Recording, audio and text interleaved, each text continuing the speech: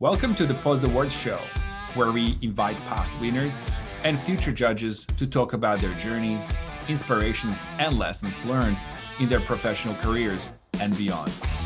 My name is George Hedden, and I'm a founder of Pause Fest and Pause Awards. Pause Awards are celebrating business achievements of impactful businesses that ultimately go to build better ecosystems. And today, I'm speaking with our awards judge. Hi, I'm talking to Jamie Finnegan, Global Head of Talent at Finder. Hi, Jamie, how are you? Good, thank you. How are you? Good. Thanks for finding some time to talk to me today. No worries, George. I hear it's not great to go out in Sydney, so you might as well chat with me. The torrential rain, so it's the perfect day for it, yeah. Excellent. Well, you were Pause judge last year, actually the first year that we've gone out to ask people to apply. How was your experience last year?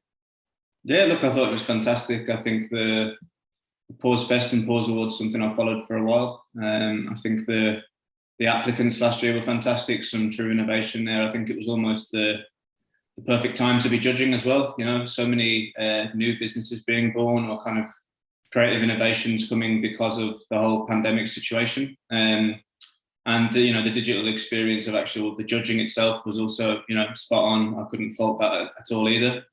So yeah, overall it was an awesome experience. Thank you. Yeah, we've made some changes this year.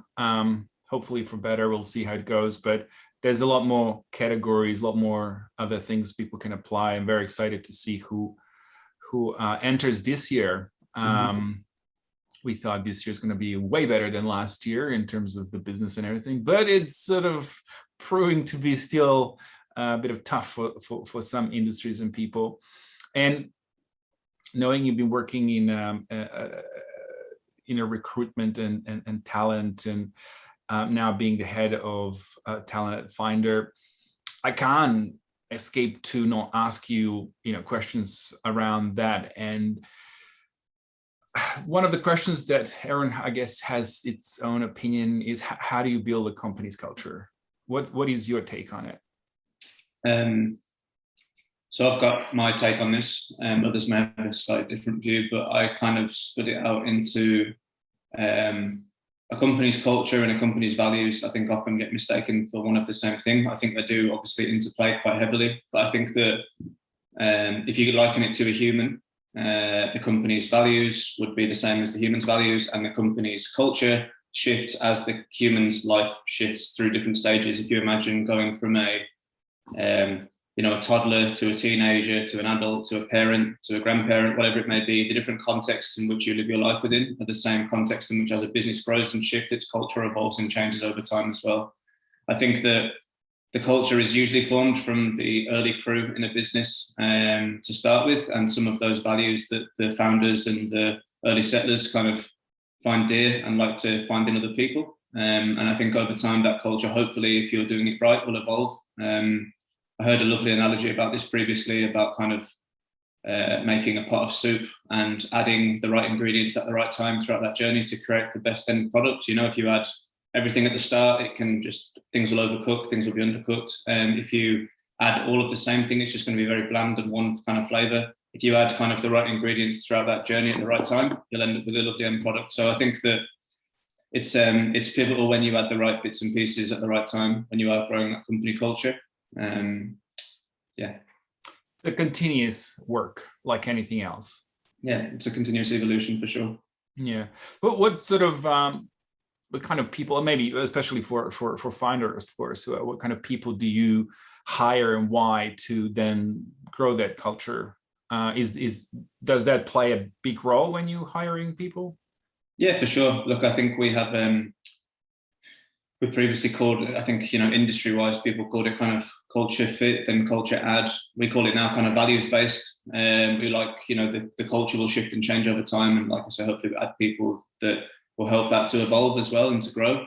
But really what we want to do is bring in people who align to our company values. So we've got Go Live, which is all about being proactive and testing things, trying them out, improving them. One Crew, so people who are team players who like to help others achieve their goals as well, make sure that we're all kind of yeah, the one crew mentality, I guess, is something you hear quite a lot of Finder. So someone who can kind of really dig in and help and do whatever it takes to help the business achieve the goals, and the team to do so, the crew to do that at Finder. There's master your craft, which is all about constant learning, development, personal kind of hunger for knowledge, and also an understanding that you will never know everything. And it's, you know, similarly to how a culture consistently evolves, like we mentioned there, and that's a continuous process. So is your learning and development. But people who strive for that as well and can kind of want to actively learn and to grow as individuals. We have empower people, which is obviously Finder empowers its users to find better and to, you know, make and save money in a better way. But also we empower each other internally. You know, if someone else is struggling with something or needs some help, obviously we can help out there and empower others. And the last one, last but not least, is to be straight up, which obviously indicates honesty and straight chat, as we would say. But it's also about being able to both give and receive feedback in a clear and transparent way, not taking anything to heart, and being solutions focused in the way you approach those problems. So, you know, people who align with those 5 core values is really what we often look for. I think there's probably a few skills that Finder, the stage that we're at, kind of we really hold dear in people as well, whether that's, you know, adaptability, you know, the ability to shift and change as the business may need to pivot, or to, you know, take advantage of an opportunity in market, or to pull back in a certain area as well. I think collaboration, you know, obviously being able to work in a team as well as drive things yourself. We're in an era where that's kind of becoming more and more apparent, the need to collaborate and do that. It's, you know, not about being a sole trader and being able to just be purely an individual contributor, but being able to be one with the team as well. So there are a few, but yeah, I think really it comes down to the aligning with the 5 core values. And we bake that into our process, whether it's the interview process, the onboarding, the performance review. All of those reflect those 5 core values and how dearly we actually hold them at Finder. And now the most important question: do you hire based on your core values more or expertise? It's a good question. I think it's a constant balancing act with that kind of stuff. Look, we're constantly evaluating for values alignment throughout the process, but we also have built in throughout the process, you know, testing for some of the soft skills, some of the more technical components of roles. And I think it's really about finding that balance, you know. I think that the one thing I will say is if someone's very strong technically and has all those skills, but they don't align with the values, that's never going to work. So I think that maybe the values does trump that in some ways. I think you can teach skills, but in terms of an attitude and a style, that's probably harder to shift in certain people. So I think that the values are number one, you know, they're most important, and it takes a long time to instill them and to build them and to make them as important as they are. And, you know, some companies then will negate those, and it takes only a moment to ruin the importance of those. And we're certainly not in the practice of wanting to do that. So I feel that, yeah, the values are certainly at the core and the center of what we're doing there. And the technical and competency pieces can be trained over time, I guess. Yeah. And so those values, are those the ingredients, as you say, that make Finder's culture unique, or there's something else? Yeah, look, I think the values were actually born out of kind of, you know, unique qualities that we saw in people early on in the business, and kind of qualities we wanted to continue to grow, and kind of attitudes and feelings we wanted to build throughout the business as we continue to grow. That would kind of, you know, the constant, almost the anchor of the business as we continue to set sail. So I think the culture it's unique for a number of reasons. The values do help frame that, and I think we've done a lot of work on tweaking those values over time, defining them, refining them, coming up with, you know, the positive associated and anti behaviors with them as well. So there's a lot of work that's gone into that. So that is a huge part of the culture, obviously. But I think that, you know, the leadership crew, the way that the founders show up each day, the freedom, I think, and ability to influence that you get at Finder as a business. I think that, you know, the whole one crew piece as well is no matter what country you're based in, what role you're in, how long you've been in the business for, whatever, you've got an equal ability to influence and to have impact. We are all one crew and we all have one goal to achieve together. So I think that's a unique piece of us as well, is the ability to actually have real impact at Finder. And, you know, if you're someone who's passionate about something, you know, we want to talk to you, and we want to hear about, you know, what it is you're passionate about, and how can we use that energy and help you to create something in the business as well, and help Finder to continue to create things that impact and help others out there too. So I think that's a huge part of the culture. Look, there's other cool things, I think, in terms of being selfless and rewarding the crew. We put a lot of investment and time into the crew here, whether it's daily catered lunches when we're in the office, or the kind of the things that we're doing at the moment in a remote world with the pandemic going on and everything. We've got weekly yoga sessions, HIIT classes, Pilates. We've got 2 slots each week for people to take tea breaks and connect with each other in the business, have that kind of water cooler chat that you miss out on. People's onboarding, you still get your same stuff that you would receive on your first day, whether it's the Finder swag, your laptop, whatever, that's all with you before you join. And you've got your founders induction, which is now done virtually. You've got your team lunch, which you do virtually. So there's all those kind of things. We've tried to not compromise on the culture and those kind of rituals that we had in place during the pandemic. And if anything, we've tried to reframe them and see, can we actually improve them in this digital era and in this whole virtual version of that. So yeah, I think it's as much as it's been a struggle and a challenge at times, we've tried to look for the positive in that, come up with the best solutions we can, and hopefully we've managed to improve a few things along the way too. How many people are now in Finder? There's over 550. That was last week, so it could be a few more than that now. But yeah, it was over 550 last time I checked. Right. So the magic number is 150, where you can kind of keep the people sort of within. Yeah. How would I say, not control, but like within a culture, kind of organized kind of again, not want to use this word control, but so how do you then scale that culture beyond 150 to 500,000? Because that's what breaks the culture. You kind of grow it, you create these sort of rituals, then you add more people and you need to teach them more. And the more you add, the more you stretch that. And you obviously need to find flexibilities and to keep everybody within the kind of company under the same umbrella. Yeah, look, I think you referenced the number 150 there. Sure, I think it's probably an industry term, I think, that came from maybe Google or someone when they were coming up with this stuff in terms of building teams and the right size for that. But look, I think it's just a case of constant evolution and keeping that in check. I think that processes and rituals that we had at 100 people didn't work at 200 people or at 400, 500, and we'll have to constantly keep tweaking and evolving those. And I think it's really keeping those in check and making sure that they do scale.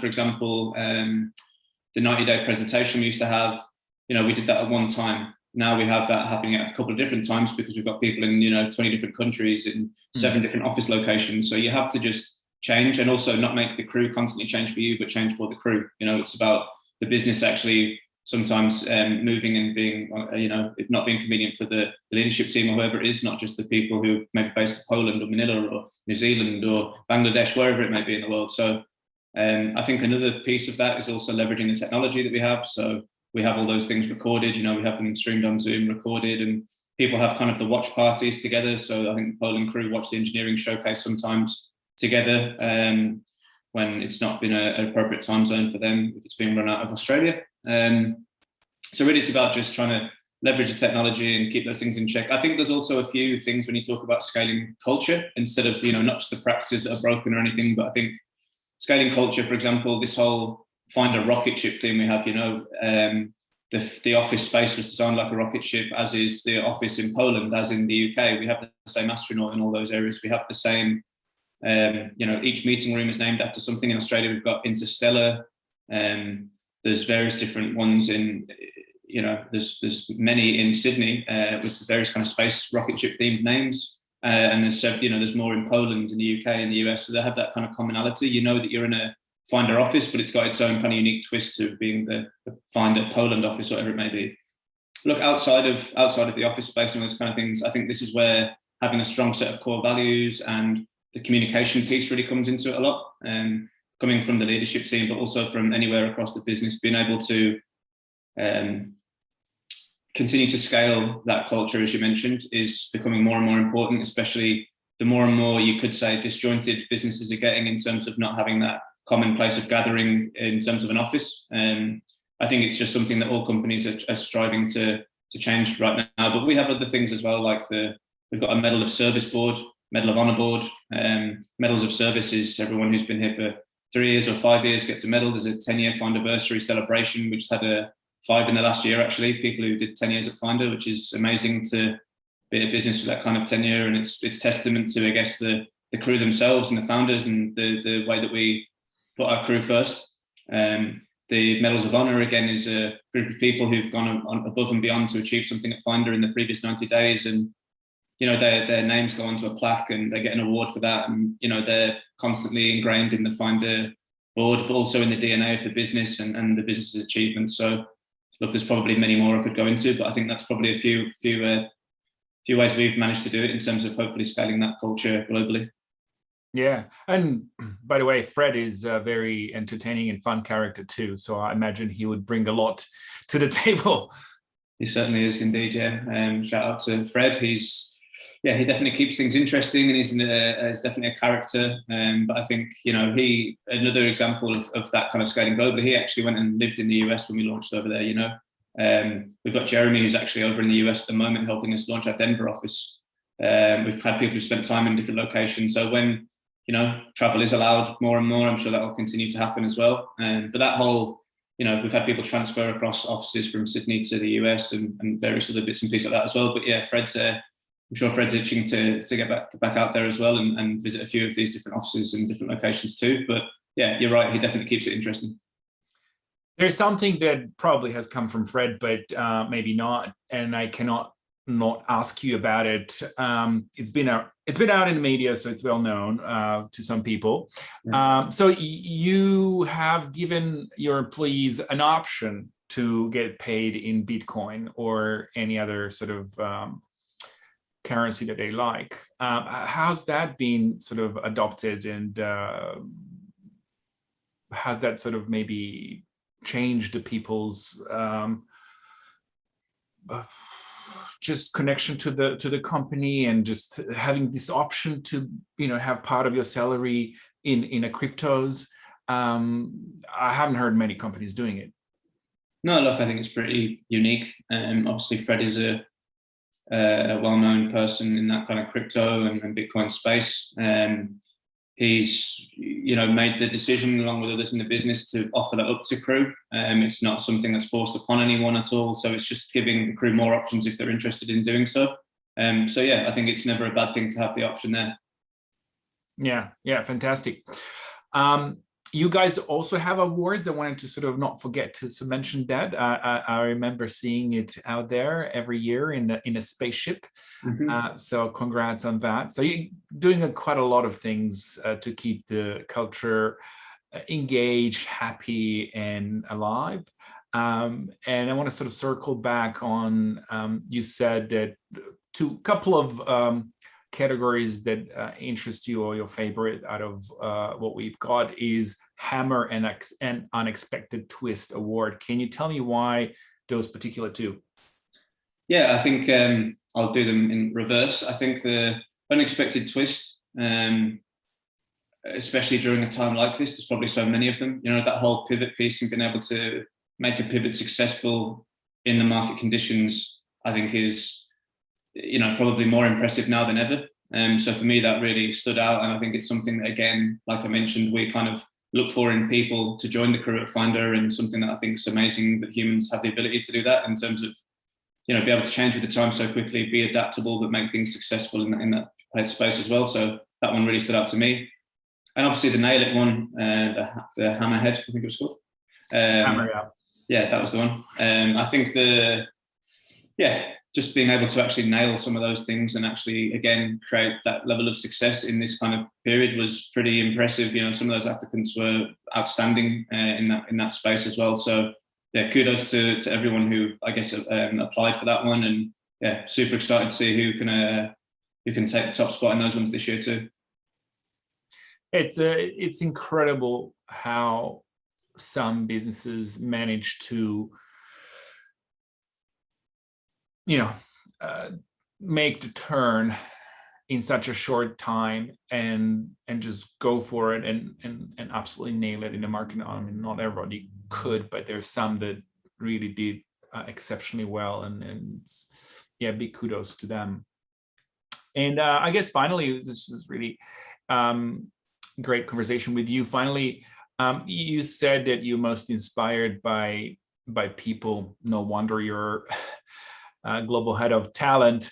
And a lot of the people that really you inspired are your dear friends and family. And so I gather It's the deep relationships that you're inspired from, that shapes you, makes you better as a person. But how do we develop these deep relationships with in a world that sort of has a zero attention span right now? That's kind of where we sort of at. How do you connect with people, and how do you foster those relationships? It's a great question, and I certainly don't have all the answers to that question, but I'll give it a go. Look, I think, as you mentioned, I'm very fortunate to have some amazing people in my life and throughout my time where I'm inspired by them. And I say forging those relationships and some of the nuggets of knowledge I get from these people each and every day is incredible. But I think a way to kind of continue to foster that, I heard a thing a long time ago now about active listening. I think it's probably more important now than ever. So not listening for listening's sake, or not saying how are you for the sake of saying how are you and then good, yeah, you, yeah, good. That's a surface level conversation.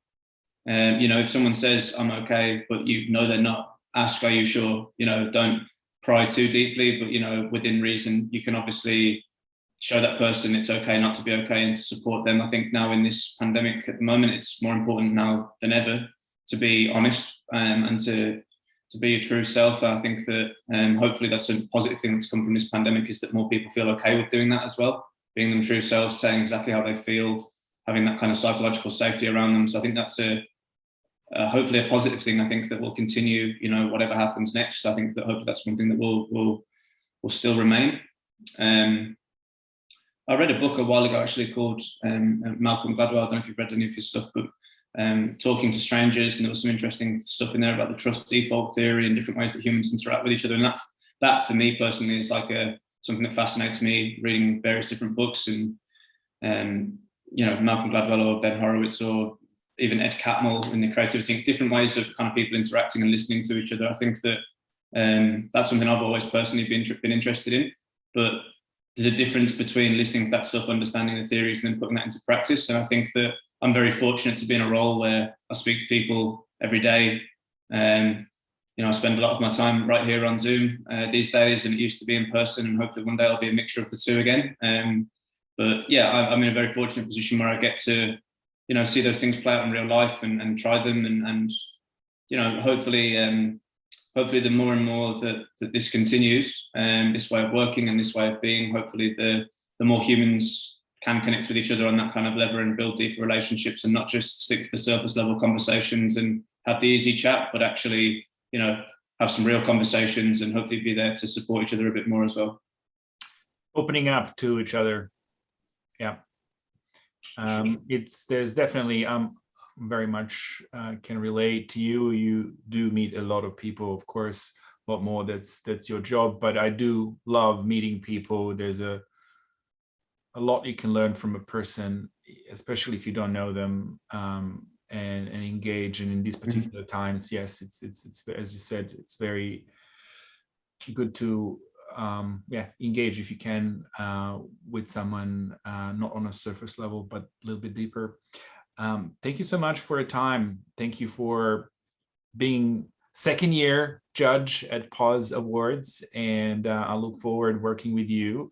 And thanks for sharing a little bit from your world, building the awesome culture and empire at Finder. Thanks very much, George. Thank you for having me.